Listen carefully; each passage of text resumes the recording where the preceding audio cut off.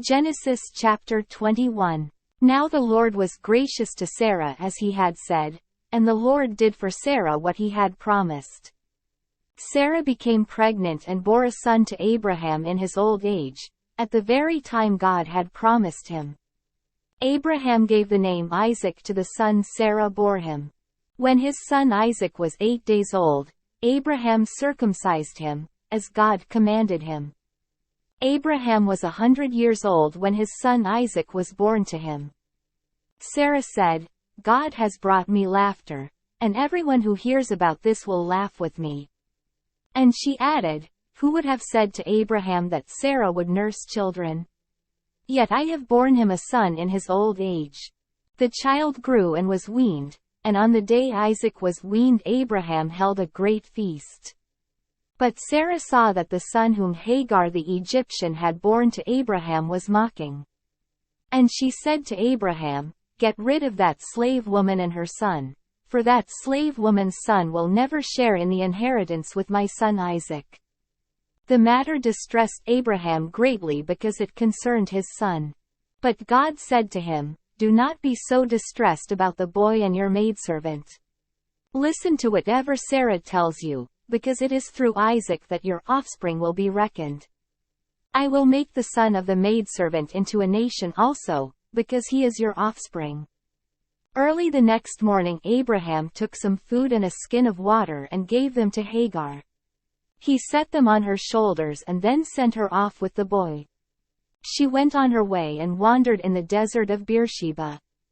When the water in the skin was gone, she put the boy under one of the bushes. Then she went off and sat down nearby, about a bow shot away, for she thought, "I cannot watch the boy die." And as she sat there nearby, she began to sob. God heard the boy crying, and the angel of God called to Hagar from heaven and said to her, "What is the matter, Hagar? Do not be afraid, God has heard the boy crying as he lies there. Lift the boy up and take him by the hand, for I will make him into a great nation." Then God opened her eyes and she saw a well of water. So she went and filled the skin with water and gave the boy a drink. God was with the boy as he grew up. He lived in the desert and became an archer. While he was living in the desert of Paran, his mother got a wife for him from Egypt. At that time Abimelech and Phicol the commander of his forces said to Abraham, "God is with you in everything you do. Now swear to me here before God that you will not deal falsely with me or my children or my descendants. Show to me in the country where you are living as an alien the same kindness I have shown to you." Abraham said, "I swear it." Then Abraham complained to Abimelech about a well of water that Abimelech's servants had seized. But Abimelech said, "I don't know who has done this. You did not tell me, and I heard about it only today." So Abraham brought sheep and cattle and gave them to Abimelech, and the two men made a treaty. Abraham set apart 7 ewe lambs from the flock.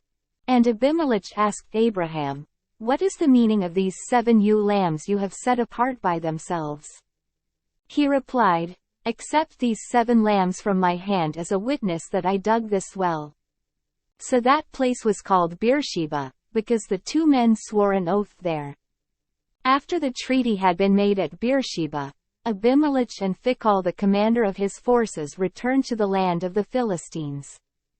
Abraham planted a tamarisk tree in Beersheba, and there he called upon the name of the Lord, the eternal God. And Abraham stayed in the land of the Philistines for a long time.